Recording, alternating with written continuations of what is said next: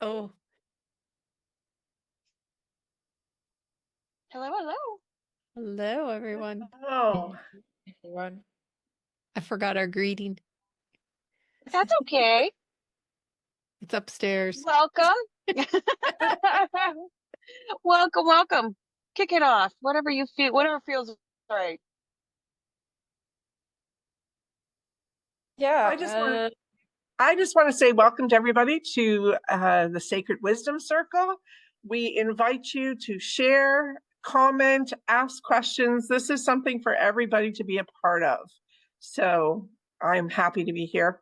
Happy to be here with these wonderful souls, wonderful women, and looking forward to the conversation.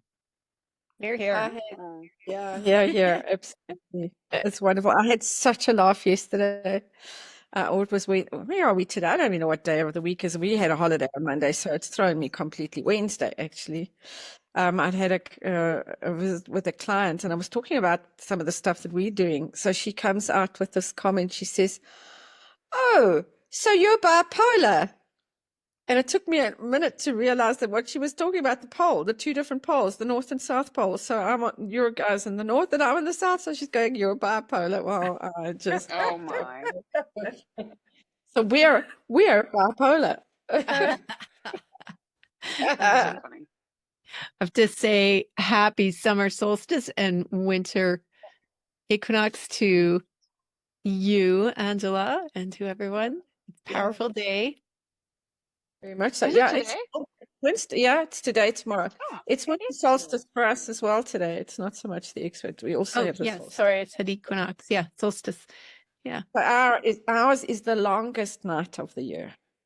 right. Oh. Time to cozy up into that warm, nurturing place. With How a do you hot water view it? bottle, of How do you course. view it, Angela? How does it feel for you? How do I? No, I missed the question. How do I? Oh, how do you view winter solstice? Oh, sorry. Hold on a second. I've just got somebody calling me that I need to just end the call. Sorry. How do I view this winter solstice? For me, winter links very much back to the Native American Indian energies and the kind of the sleep. The earth is sleeping and she's resting from all her hard work through spring, summer, and autumn. Mhm. So for me, it's very much well, in the Native American Indian teachings, the winter is always about gratitude. It's about connecting with ancestors. It's the West on the medicine wheel is around introspection and goals, and then the North is very much around the wisdom and gratitude and connecting and reflecting on the wisdom that hopefully I've accessed in the last year. So it's a quiet time. Although, I mean, we don't have the kind of weather you guys have. I mean, I think in my entire 64 years, I've had snow twice.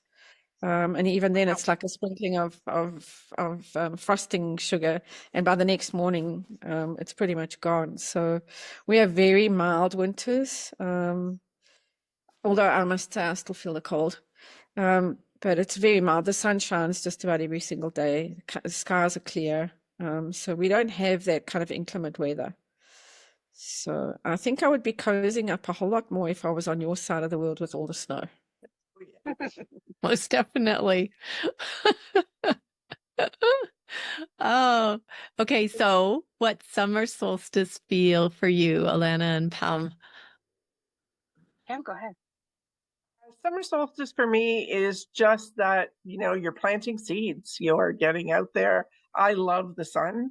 For me, it is about health, it is about abundance, it is about connection. Summer is always a time for connecting, whether it's family, whether it's business. I'm excited. I'm actually doing my first sacred circle of being tomorrow evening. Yay. So I'm excited about that. And I think weather permitting, we're having a fire, and I really am excited to do this. So let's bring it on. Let's get out there and get doing, shining the light where it needs to be shined and allow other people to hear their own wisdom. Mhm.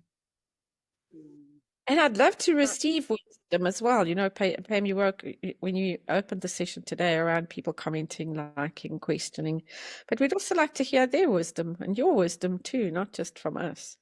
Absolutely. So I'm sure many of Share you have got a lot of your wisdom thoughts. to. Yeah. Alana, Amazing. what are your thoughts? So I'm out driving today, and as I was driving, I'm looking across these beautiful grassy meadows and these amazing vistas of like trees and greenery. And summer solstice to me is very much about the grounding and being in this space of abundance of all of the things that we are surrounded by, whether it be grass, trees, birds, like all of the animals. There is so much around us. And when we tap in and ground into that, it feels like you said, Pam, about the abundance, about connection. But it's really like I said about being with nature and being connected in that oneness, because it's difficult to do that in the winter, obviously. I mean, you can, but it's just getting out and hanging out in the cold is a little different, right? So in our side of the world, so just enjoying the being of it, like as I sit here and look at the wind blowing through the trees, just that feeling is what really comes through for me. Yeah. Yeah. Because I know when I go out for walks in the winter, it feels almost lonely, like the life force energy isn't there. It's in the earth, right? And so Hibernating. there's a loneliness when you're out walking in the winter, but then in the summer it's like feels so alive and you just feel so connected to Mother Earth and all of that beautiful life force energy. Yeah. You I guys, you feel ladies, Thoughts? sorry, yeah. Candice, you ladies should come out our side of the world because we only have like 2.5 months of winter. Yeah. Oh, And that'll be nice. so incredible sunshine. It's just we are so blessed. Yeah. I love all our seasons though. For our speaking engagement out there, Angela. Yeah. Yeah. Yeah. We'll put on a retreat here too, and then I'll come to you guys too. Yay! Yeah. Yeah. Janice, do you Sorry, have any thoughts to add about summer solstice? Well, I just was doing a live about that. You know, the sun is radiating big time now. There's even been lots of solar flares going on. So how can we radiate the sun within us and radiate that out? So I was just talking about, just being that radiating sun, send some solar flares out to people in love and shine the sun on them right now. People need it so badly right now. And so that was kind of my thoughts around this is a good day. It's a good day to meditate. It's a good day to, refresh if you have an altar. I have an altar in my home that changes with the seasons. And so go to your altar, refresh it, fresh flowers, fresh candles. Mine always has crystals and elements of the earth in there. And so I just think it's a really beautiful day to come into your soul. Like my life is all about bringing people into their soul. So it's very like, okay, this is a perfect opportunity to create space, to commune with your soul, to bring that into your life, to recognize the cycles that are going on in the world. So that's where I'm at. And I got to climb a mountain this week, so I'm like pumped up with Mother Earth energy. What? As Tell us you're- more. Oh, went up a mountain on Monday. I went with a group of powerful women who are all in business, and we climbed up a mountain. And I mean, it was a mountain. It was steep, and it's called, the side we went up is called White Buddha. And on top is absolutely beautiful views. And I posted one picture of me at the top, but we actually had a photographer with us. So we're getting more pictures that are professionally edited, which should be fun. And well, we stayed up top, we had lunch, and then we came down the other side of the mountain, which is called White Powder Face. So it was sketchy. It was like very gravelly and slippery, and I slipped 3 times coming down on my butt. But it was fun. But it just, just being out there in the mountains is revitalizing, right? Incredible. Yeah, all the mountain Incredible. divas. The mountain divas are so awesome. As you were talking about the solstice, I was just thinking about the fact that when we start to talk about activating the sun within, it's all solar plexus. And I was thinking just about, you remember the Care Bears and Care Bear stairs? And we can all do a Yeah. Care Bear stair from our solar plexus and send out the sun, the rays of the sun through our solar plexus. Oh my gosh, it's so funny that you say that because one of the girls was talking about that on the top of the mountain. We were talking about replenishing, receiving. And she said, when you're a nurturer, when you're a giver, it's like you're a Care Bear stare and you're just like, whoa, sending it all out, right? But if you're not bringing it in and receiving, you're depleting yourself. So I love that you brought that up, Angela. That's Yeah, something it's that's really about funny that you, like I said, that you mentioned it too. It's there was always, whenever I have this, like you said, about sending that love out, is like, or when I notice somebody struggling, or when I notice somebody's frustrated with something, I literally, there was one point in time where I was literally, like you said, closing my eyes and sending that carrier stare out. So it's so funny. They're the cutest. I used to love their program. Just yeah, all those colors of the rainbow going out of their little tummies. They should still have that. I don't know, maybe they do.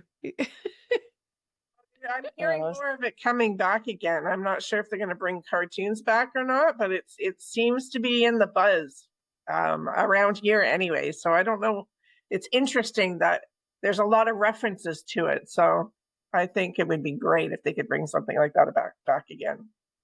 yeah, That would It's be. good messaging for kids. yeah. I mean, And how often, adults too, but the kids, right? They're the ones that are going to be taken over eventually. So let's feed them with that good stuff. Yeah. and how often are things like that hidden in plain sight without people even actually realizing what's happening?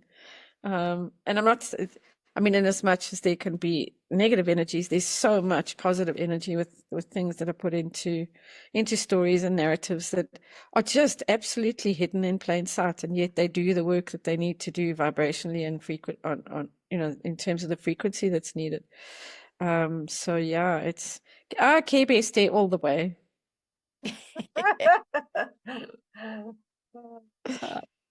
So I I had a remember talk. Sorry, Janice, I remember my kids standing when they were little with their hands on their hips and going, KB, stay. It Yeah. was just words. It was so cute. Sorry, Yeah. I digress. That's okay. I was just thinking that I have had a theme come up this week that I thought I would share with you guys. Came up 3 or 4 times in different groups, and it is how much women are gathering together and starting to like they're starting to the beautiful gifts that we hold as divine feminine are starting to come out in the conversation. So some might call it woo-woo, like what we're doing. This is exactly what we're doing. And it came up last night in my circle in the teepee. It came up with these women climbing the mountains, and it came up in a conversation online where women are starting to say, okay, well, this might sound really weird, but I feel safe sharing with you that, this happened to me, and it'll be something woo-woo, like an intuitive hit or something. Or I've been looking at, one woman was talking about, well, this might sound really woo-woo, but I'm really looking into human design. And I'm like, that's not woo-woo, but let's go with it. Like, I'm like, yes. So they're starting to share that intuitive part of themselves, their soul psychic gifts. And I just thought it's so cool that this is coming up in all the circles, that women are starting to feel safe and protected, and they're starting like to share this beautiful part of ourselves that has been pushed down for so long. And I'm seeing that in my practice, Janice. I Yeah. mean, the women are coming in, and not even just the women, some of the men as well, right? Yay. Are coming in and they're starting to go like into that spiritual aspect, the woo-woo, whatever you want to call it. But it's actually the true essence of who we are, but they're confused about it, right? They have this knowing that something is going on, but they're not sure what it is. And it is fascinating, and it's lovely when people actually are received with it. You can see, like, oh, so like I'm not crazy. There's nothing wrong with me. No, not at all. It's that being able to be stepping into that authentic aspect of yourself. And then it's letting go of the control. That's the humanness that I find that a lot of them are still struggling with, is wanting to control what that looks like. And it's like, relax, be you, do you, show up and follow what you're guided to follow. It's not something that is hard and true. And don't worry about if you feel like you're called to different things. Just choose one at a time, and let it get ingrained in your life. And then you're able to build upon that. I often talk about a foundation. When people step into this understanding, they get all excited. And there's two things that they do. They want to just take in as much information as they can. I did the same thing. Or they want to bring everybody along. And they have a hard time with that. That's where the control starts to come in. Well, gee, this feels great. Why aren't you coming with me? And I often explained, if everybody awakened at the exact same time, it would be pandemonium. Yeah. It would True be enough. very much pandemonium. Everybody's awakening in their own time, in their own space, in their own way. And some people might fall away in your world, but it means that their journey, you're not to teach, or they're not to teach you at that time. Don't worry about whether it's falling away. I had a conversation yesterday with a woman about my best friend, and this is happening. And I'm like, maybe if we just let go of this idea of best friend and love everybody the same way as we do our best friend, right? It's an element that you will gain more, and understand that people have their own journeys. We have these attachment issues sometimes, right? And that when those people fall away, we're devastated, right? We're upset. We're like, what did I do wrong? And it's being able to understand, no, we're all on a journey, and we will ebb and flow together. I've had people where I've separated for a long time, and they've come back into my life, and it's like no time has passed, but they're growing and evolving in the way that they need to. And then so the conversations are magical, because there's no judgment about the falling away, right? So this is a time that a lot of people are experiencing those kinds of things, right? It's not just about the magic, and it's not just about, oh, I'm having these intuitive things happening, I'm having a different understanding. It's feeling misplaced, right? All of a sudden they don't know what to do in their world. And it's like, a lot of people say, like, I don't feel like I fit in anywhere. I remember saying that. And it's like, you're not meant to fit in any one place. You're meant to fit in everywhere. And that is the beauty of just accepting these gifts, this spiritual aspect, and a different understanding of yourself. Yeah. For me, what it's about, linking back to what you were saying, Janice, as well, is that we term the intuitive knowing woo-woo, and it's not woo-woo at all. It's the awakening of the intuition and the knowing. People call it woo-woo because they're not either used to it, or they need to label it, or they need to judge it, but it's actually not. It's the awakening of the divine feminine intuition on an individual and on a collective level. And that's what I'm finding so much in my own self, as well as a lot of the people that I'm connecting with. And again, it can be male or female. It's the energy of intuition and the energy of knowing. And yeah, if people feel safe by calling it woo-woo, well, then that's okay too. And it's essentially about remembering. Yeah, Mhm. absolutely. Right? It's really about remembering who we were, Yep. who we Yep. are, right? And bringing that forward. So it's through these various methods: the intuition, the insights, the unconditional love, the strong emotions. These are happening for a lot of people, and it's not just the negative and the positive. It's understanding that these are all valuable. There is no negative, there is no positive. And it's when we start to step into this, it's surprisingly easy. Most people think it's so difficult. That's what we've been taught. Everything's supposed to be hard and supposed to be difficult. And so accepting of life with ease is sometimes the biggest challenge for people. It's the resistance that's difficult. It's not the acceptance.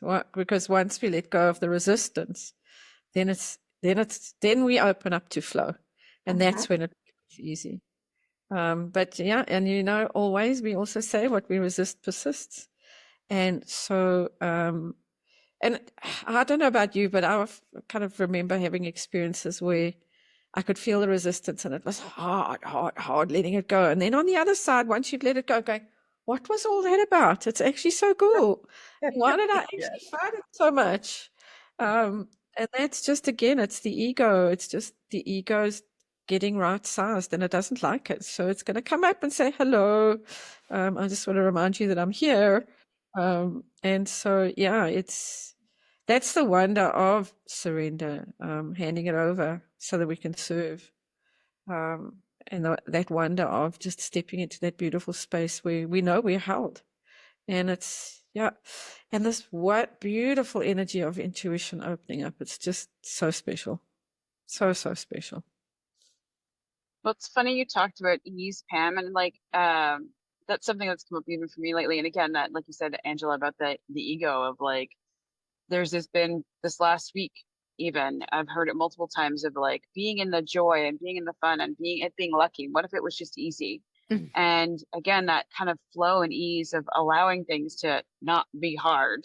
Because like you said, Pam, that we've been trained to be that way, and that's been our evolution of things. And now we're stepping into this, as we see, and as you mentioned, of having people it's the ripple effect of those of us who have already come before that are now opening up space for more to come in through this awakening and having that ease and flow. And I had, like I said, I had this this week when I was thinking about it, even just as I mentioned about watching the grass blow while I was sitting waiting for construction. And it was like, I'm just sitting there watching this long grass blow in the breeze. And it's like it doesn't have to be hard and difficult. And why do we not just flow like that? Like just allow it to move us and allow it to be and allow it to just, and that's what we're stepping into with this intuitive movement or the awakening for people is more of the ease and flow. But like you said, Angela, it does take a minute to fight with the ego a little bit. I know I just like went through another process of that recently of like, even like I said, as I'm going through, I'm like, oh, now I understand why I'm going through this hard, and that what if it was just easy, and what if it was just fun? And no wonder this aha moment kind of came to me this last week because I've been pushing, and it's an evolution. We're going to continue to go through these moments. Yeah, I love it. And what it is, we're observing is the rise in consciousness because people are becoming more aware of the spiritual side of their life. So bottom line, like that's what it is. We're raising the consciousness is rising and people are having conversations, which is what I loved about it, that it came up so many times this week. And, like you said, yeah, call it whatever you want, woo woo, whatever. But what it is your spiritual part of you, and that awakening up to, hey, there's more here than physical, mental, emotional, that there is something to the spiritual side, even if they're not identifying it as that yet. It's coming and it's happening so fast, which is so exciting, right? I'm excited for the circle tomorrow. I really am, because of that element of allowing people. What I've discovered is people do not hear their own wisdom a lot of times. And so in circle, they're going to be able to share and come to an understanding of the wisdom that they bring without it being a teacher telling them. It's about peers and, a community coming together. And I don't care if there's 2 people, I don't care if there's 10 people. It's going to build from there. I just know it is, just from the conversations that I've had. But it's that free flowing, asking 2 questions. You guys just helped me to develop the second question. But the first question for tomorrow is going to be, what does it mean to you to be as opposed to doing? Yeah. Okay. And just allow people to share what comes from their heart. And the other one is, what does awakening mean to you?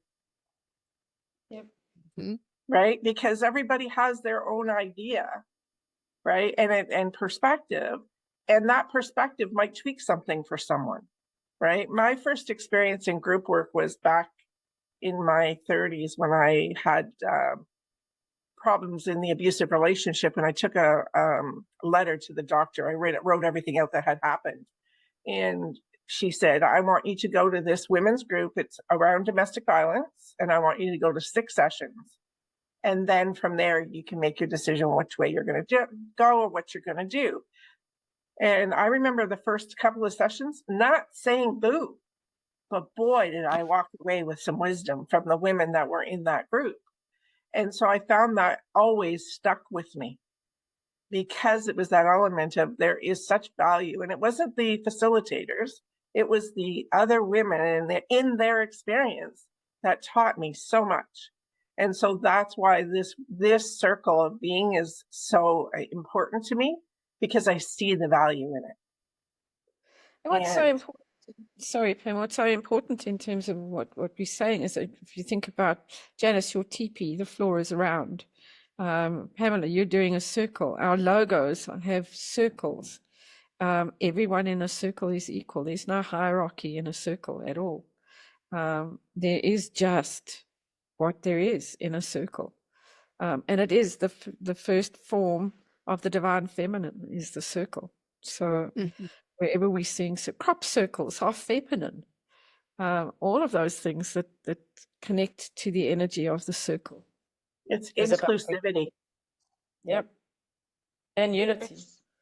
It's so funny that you mentioned like the circle. As you're speaking about it, what comes to me was I had a vision at one point one day, again, getting into the woo-woo if we want, but that I was in a circle of priestesses or like something like that. Again, this is a very ancient vision of what's been, right? And then even as you're talking, the other thing that came to me after that thought was like, there's also the Knights of the Round Table was also a circle. Yeah. You know what I mean? And that's not, we don't think about that in the feminine, but that's the inclusivity and that opportunity to be equal in the space.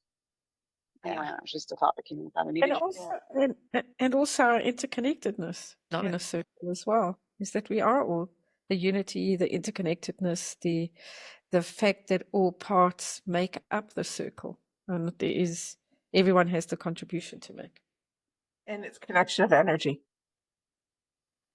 Yep. When I always think of the flower of life, when I think of all of us having our own circles, and yet they're interconnected, and Yes. it interconnects layers and layers, and our circles overlap each other and expand out, and it ripples out, and kind of like the web, right? And how the spider only needs to jiggle one little section of the web and the whole thing vibrates. Like, it's so powerful. Power of life that you speak to, Janice, has been something I had it painted in my office, my very first office. Yeah. And even my one poster, it's just a little brochure, has the flower of life in the corner with the ripple of water and then the different colors of the chakras. Like Love the it. flower of life is just everything. Yes. And I love, you're right, that interconnectedness. Yeah. It's unity. Yeah.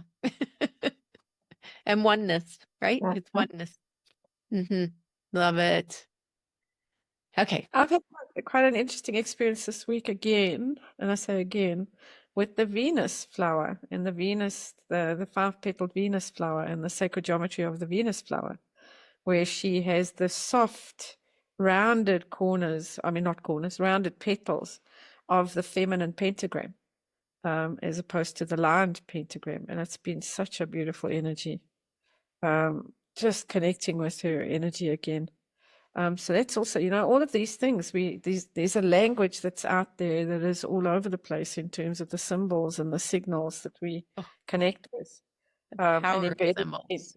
yeah, again, embedded in the flower of life is the tree of life and all the Kabbalistic teachings, whether we're talking from an Arabic or whether we're talking from a Judaic point of view, the tree of life is embedded in the flower of life. So everything's interconnected. The geometry of the universe is just incredible in terms of how it all comes together.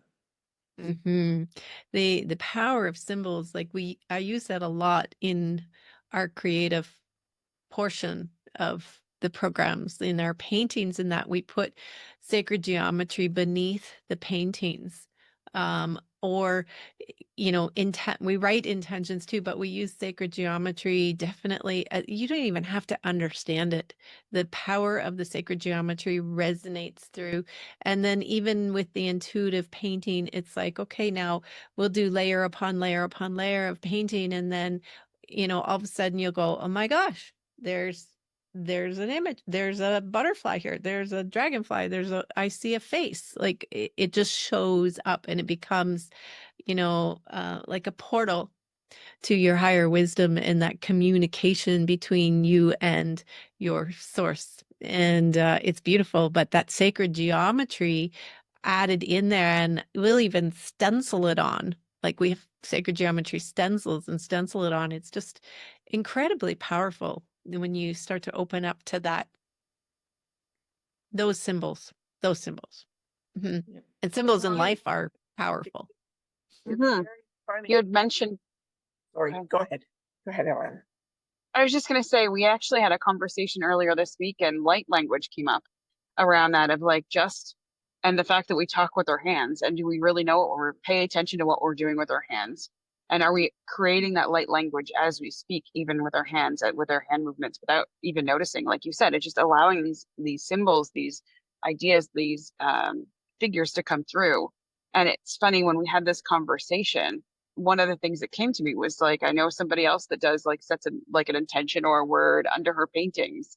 And that's what came to me. I was like, I would love, because I do want to get into some painting. And it was like, what if you put light language under there? Like or allowed whatever, like you said, intuitively comes through, and just allow that to be part of it. I have a friend of mine that does that as well. But anyway, it's just another thought that came through. That's Yeah. awesome. Yeah. And it's something, painting is something that I've never thought that I've been very good at, but I've never thought about doing something with that kind of intention. So that sounds really interesting. But I've also, with people that I've worked with who've been through some trauma, and it's been a catalyst. And we're talking like losing someone, they, fall down the stairs and pass away, kind of in someone's arms.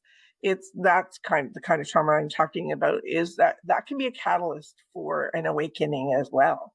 But it's often misconstrued. So I've had people where they literally are like, symbols are coming to them all the time, whether a dream form or whether even in lucid form, and they don't know what to do with it. And I know of a couple of people that would have been hospitalized if it hadn't been for being able to fortunately be brought to me so that I could help them and the family to understand that the symbolism, there's purpose to it, but they were afraid of it. And so helping them to navigate that. So symbolism is a great thing for helping in that awareness and in that awakening as well. Yes, once we understand it, yeah, you can use it in the ways that all of you ladies are talking about. But some people are kind of catapulted into it and don't know what to do with it. So it's just an understanding that it's nothing to be afraid of. Take a look at what your symbols are. What are the meanings? Whether it's in lucid, whether it's in dream state.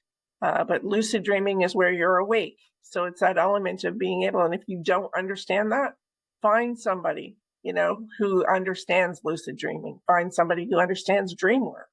And that will help you. If there's messaging in it to help you to understand maybe where to navigate, what to do next, or even how to help yourself heal. So the sacred geometry and symbols are vast and actually very helpful in a lot of variety of ways. Do you remember spirograph when we were Yes. kids? There's the ring with the circles, and then you put your pencil in and you get all the different. Holy cow, did anybody even think that was sacred geometry? I mean, that was the most amazing thing to create all those shapes with, and those circles and the different patterns. And that's all based on sacred geometry too. I Mhm. wonder if like one of them was actually would have been the circle or the flower of life. They still have it. It's I'll still have to go check. available. Mm-hmm. Yeah. And it's all mathematical, right? Which is Yep. what sacred geometry is. The So if mathematics anybody of the who's watching this want to drop the comments below, maybe you already know that that's what it is. the mathematics of the universe. One thing I love that you brought up, Pam, is dreams. Lucid dreams, dream messages. I am finding they're coming through pretty strong. I've always gotten messages through my dreams, but it's becoming more and more frequent now. And it's snippets, little snippets here and there. And so I thought that would be good to mention to people too, that that is part of the awakening that's happening too. So if you're having dreams, not to be afraid of that or alarmed or spooked by it, but just to know that, we are remembering who we are and the connections that we have in the universe. So we're opening up to that even more now. And just to continue from that, what's really helpful is keeping a dream journal. Mhm. You just write down, even if it's a snippet, it may not make sense to you, but don't worry about whether it's making sense or not. Come back and read it 6 months from now. You may see either a pattern or the messaging will be very clear once you do that. A lot of people have found that helpful over the years. And the more you journal it, the more you'll dream. Absolutely. The more you'll remember your Right. dream. More in. Yeah. Yeah, for sure.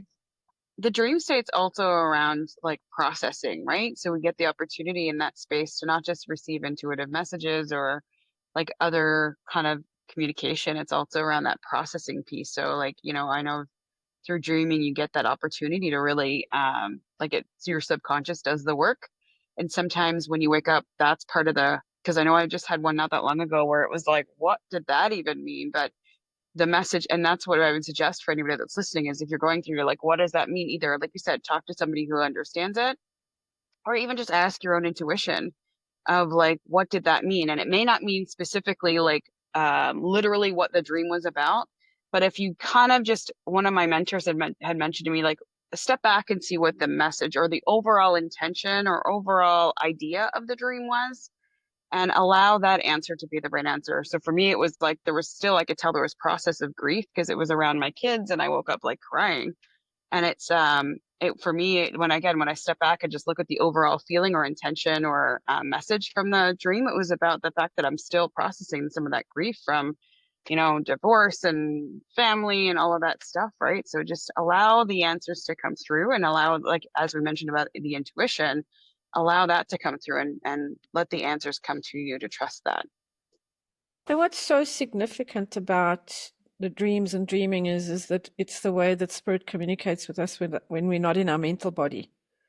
The fact that we are not here and thinking and rationalizing and analyzing and doing all the stuff that our head does and taking us into the crazy place.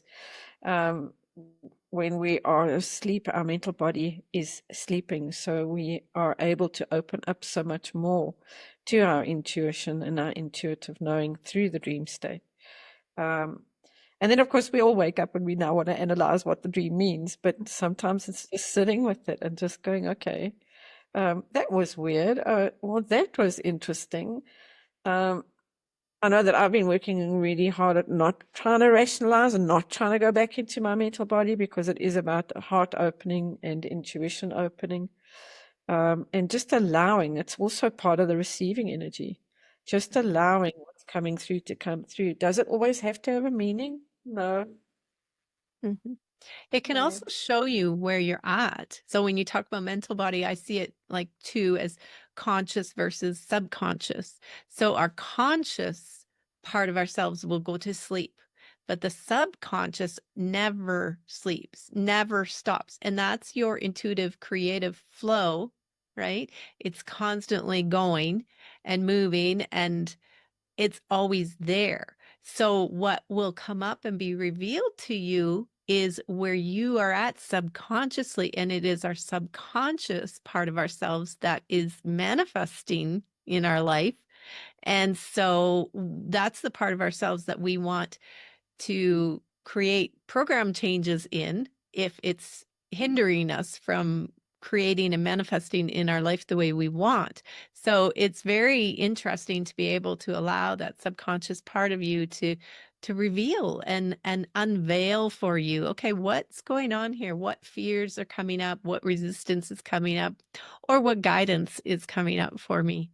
So I love going, okay, I'm going to put the conscious mind to sleep and let's see what's going on here.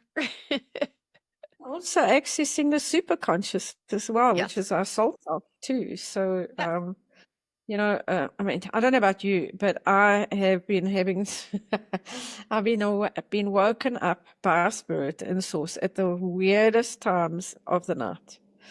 I mean, the other night it was just before midnight, and there was no ways I was getting back to sleep. And then it's 2 o'clock, or it's 4 o'clock, but all when that veil is thin is also when we start to receive a lot from the world of spirit when we're open to it. So that's through the dream state, but also through being awake through when the veil is thin, because that's when spirit can get through as well. So yeah, these are just, you know, it's the way, it's how, many cases, how the awakening is manifesting through our dreams, through lucid dreaming, through being awake at all sorts of odd hours of the middle of the night, and picking up on the messages. And so if that's what's happening for you, know that that's how you are being tapped on the shoulder to say, hello, time to wake up, time to step into truth, time to remember who you are. Yes. I know. Remember. Sorry, I was just gonna say, Go. I know for me at the very beginning, that was definitely it. It's like there was lots of waking up in the middle, and it was even before I knew that I was on a spiritual journey. I was like, for me, I started off with like personal development, and then it just kind of at some point it hit me. I'm like, oh, this is not just personal development. It's not discovering about me. It's like discovering the oneness about me, and that I'm on a spiritual journey. But it was very much like you said, Angela, about receiving messages or waking up at the oddest hours. And when I look back, I'm like, I'm sure, I mean, yes, you have those times where you wake up in the middle of the night for random things, but it's been almost consistent throughout my journey since that kind of journey has started for me. So And for me, it's not insomnia. This is not me not being able to sleep. This is often when the downloads just come through thick and fast, is when that veil is thin. So yeah, you know, am I going to take sleeping tablets to numb myself out and get back to sleep? Not in your life, because I'm on an adventure of note through those early hours of the morning. And we've got a neighbor next door, has brought in a rooster, and of course the rooster's going waking us up at like 3:30, 3:45, 4 in the morning with this, and it's got this warbly, funniest crow that you've ever heard. It kind of sounds stronger than it peters out. It's the weirdest sound. So and I'm on a lot of meetings at that time of the morning, and everybody's laughing around the fact they've gotten so used to the rooster crowing. And again, it's the symbolism, you know, all of a sudden there's a rooster. So what is that? Well, it's all about waking up into the new beginning, the dawning of a new day. And randomly this rooster arrives. I mean, it's just weird. So, I love rooster crows. It was very, very good for people. Insomnia and not being able to sleep, there's two different things, like when you're being awakened. So it might be confusing for you, those of you who are watching and maybe experiencing and maybe thought you had insomnia. There might be something more going on for yourself. So pay attention to either the messaging, you know, and it's simple and it can be subtle. I remember my 15-year-old son coming to me in the morning and, Mom, I thought you were awake last night. I'm downstairs and I hear my name called clear as day, he goes. And he goes, I came running upstairs. I thought it was you. And he goes, you were sound asleep. I'm like, yep. And I said, well, next time ask them what they want. Ask for why they're there. Yeah. But it can happen. And so even if your kids, you know, speak to you about things like that happening, don't discount it. There's something going on for them as well in their awakening. yeah. Most definitely. I had a dream as a kid that the phone was ringing. It was like, at that time, it was the dial phones on the wall. And we lived in a tiny little bungalow. No one else in the house heard it. And I got up out of bed and stood. I was so small, I was looking up at the phone. and I was scared to answer it. And I don't know why I was scared, but I didn't answer it. And the next day I said to my mom, the phone was ringing. Didn't you hear it? And she's like, phone wasn't ringing. Like, I would have heard that. Why didn't you answer it? I said, I was scared. And then last summer, I was at Mount Shasta for a women's retreat, which I'm going to again in 2 weeks, right? So lots happens there. But I was awakened in the middle of the night. And the first thought that came to me was, I don't want to miss that phone call again. So I got up and went downstairs and outside to the deck. Nothing kind of happened. However, lots happened after. but it was that like thought of when I woke up as a child and I didn't answer the phone, and I always wondered who was on the phone. What was that message, right? So it was the initial like, okay, get up. And I was like, I'm scared to get up. It's dark. I'm in a strange house. No, get up because I don't want to miss that phone call, right? So Love that. it's interesting how these things come around.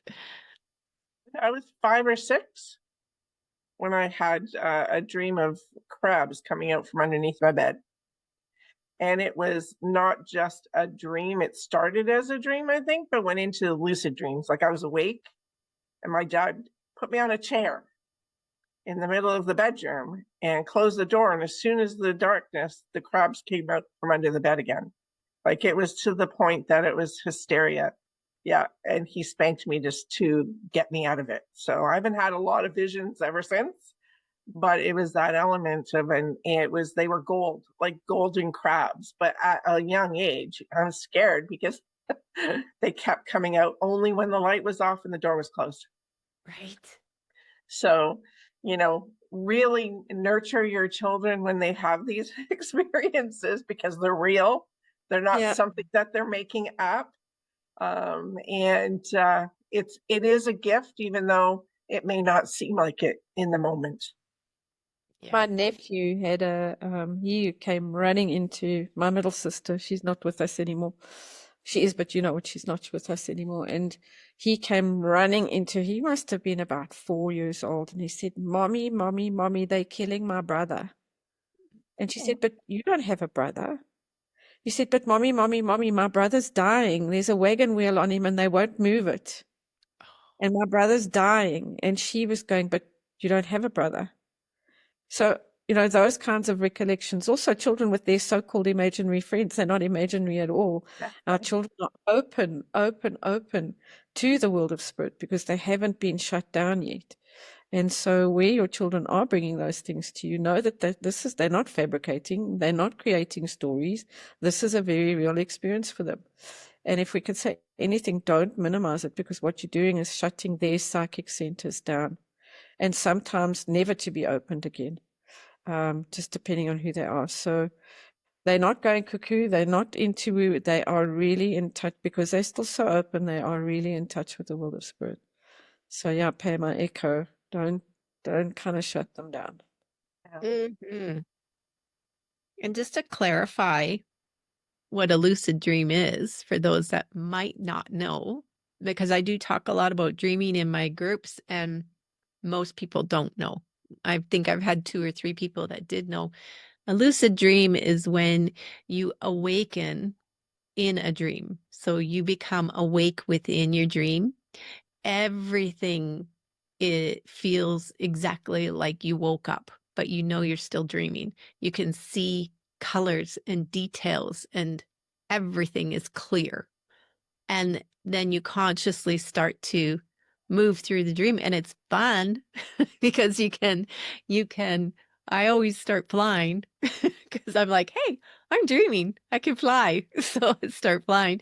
But holding it is difficult. It usually only lasts a couple seconds for some people. You have to really train to be able to last longer. But there are also like purposes for lucid dreaming in the training of lucid dreaming. So there's dream yoga, which you can research, and dream yoga is about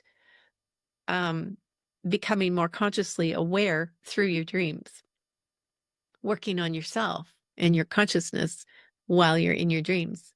So there is an author, Andrew, he does dream yoga. I can't remember his last name now, but there's some books he's written on it. They're really good. Nothing to be afraid of, but a lot of people are very nervous about it. Mm-hmm. And Yeah. you have control in those states, right? This is the thing. It's that you're consciously choosing and you can move and whatever, but you have control of the situation. And Yes. then that's where you said of like people that are nervous about it is that you have control of it. So you can also shut it down or change it, or like you have more, may not have complete, like, I'm going to make it be totally different, or even ask yourself to wake up and you can wake up from it, generally speaking. Yeah. The other thing I was going to mention too was just around the children, because again, people may not understand that, you know, when as children, as we come into this world, we come in very connected, and then as we go through life, we, like we said, we get was mentioned earlier about getting shut down, of, you know, shutting these systems down, because when we come in, we are an energetic being and we're in this human experience as a human body, and then but when we come in, the innocence of children is so strong because they are more connected. They have no limitation. They have an imagination that's incredibly wild and incredibly amazing. And as we go through life, we become like getting told, you know, being more realistic, and this is how life works. And society teaches us these lessons, and family and all these things. So before all these layers of limitations come on, they are more connected again to that spiritual realm, because they are recently were connected to that spiritual realm or that energy space. So yeah, of course they're going to have opportunities to be able to still be connected there, because they're not, no one said no. And then that's what happens, is that we come into this world and people say, well, that's crazy, or you're not, you're making it up, or all these things. And that's what causes these limitations for us. So like we talked about, and like Angela and Pam said, is just allowing them to embrace that. And what difference is it going to make if we allow them to just play with it a little longer, right? Beautiful. Beautiful. Yeah. Well, this feels like a natural close. I was found just our closing. I was thinking exactly the same thing. Yes. Okay. So thank you everyone for joining us here. So as the circle closes for now, the light remains, not just here, but within you. Let these teachings echo through your being like a lighthouse calls over the sea, steady, unwavering, sovereign. Share what touched your soul if you feel the call. And always remember, you're the light, you're the way, and the circle will be here when you need to return. Beautiful. Thank you all so much. Okay. Thank you, ladies. We'll see you again next week. Yes, please. Bye for now. Bye. Bye.